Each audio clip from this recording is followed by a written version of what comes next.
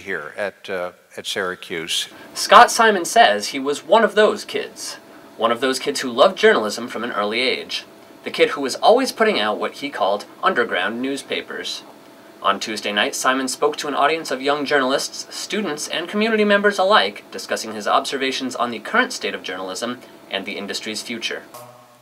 I'm going to stand here tonight and momentarily tell you with a straight face that real journalism has never confronted as grave a crisis and a threat to its existence as it does today.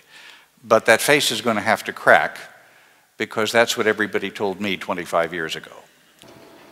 Simon said that the journalism field is simply changing. It won't vanish entirely. He was discouraged, however, by the ability of people today to find news that conforms to their personal beliefs. And one thing that does kind of distress me is that you can get any kind of news that you want these days. You can find any source of news that basically ratifies your view of the universe. And it seems to me even more important than ever before to have what I consider real news organizations that will sometimes make their audience uncomfortable with what they report. But I think that's what real journalism does. Not always telling the audience what they want to hear, pandering to them, as Simon put it, is an essential characteristic. He also urges young journalists to put aside their personal biases, to keep trying new things, and to be persistent.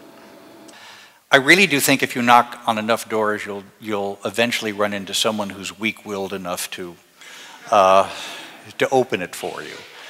That won't happen for everybody, but there's a lot to be said for persistence. And good journalists should be like 8th graders, he said. Curious, knowledgeable, and unbiased. And I told them that the best journalists, even if they're 93 years old, like a man I work with named Daniel Shore, don't get jaded.